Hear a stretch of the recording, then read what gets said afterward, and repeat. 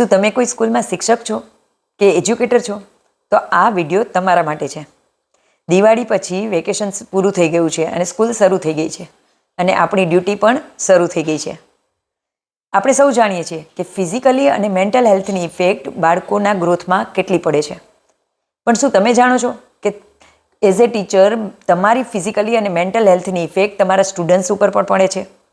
જ્યારે તમે કોઈ થાક, ચિંતા, ટેન્શન લઈને ક્લાસરૂમમાં જાઓ છો ને, ત્યારે તેની ઇફેક્ટ સમગ્ર ક્લાસના વાતાવરણ ઉપર પડે છે અને તેને કારણે દરેક બાળકોના મૂડ ઉપર પણ પડે છે.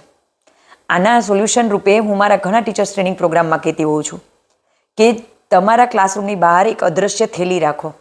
જ્યારે તમે ક્લાસરૂમમાં પ્રવેશો છો ને, ત્યારે એ થાક, ચિંતા, ગુસ્સો બધું એ અદૃશ્ય થેલીમાં રાખી દો અને પછી એક હેપી મૂડ, પ્રસન્ન મન સાથે તમારા ક્લાસરૂમમાં પ્રવેશો અને પછી જુઓ તમારા ક્લાસરૂમમાં કેટલી પોઝિટિવ ઇફેક્ટ આવે છે.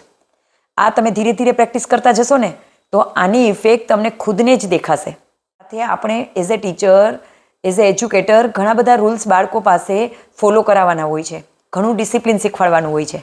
તો આના માટે આપણે એને વારંવાર કહેવા કરતાં જો આપણે એ ફોલો કરવા માંડીએ ને, તો આપણા સ્ટુડન્ટ્સ એને જોઈ જોઈને ઓટોમેટિક ફોલો કરતા થઈ જશે. કહેવાય છે ને, teach less by word but more by action. અને સાચું પણ છે.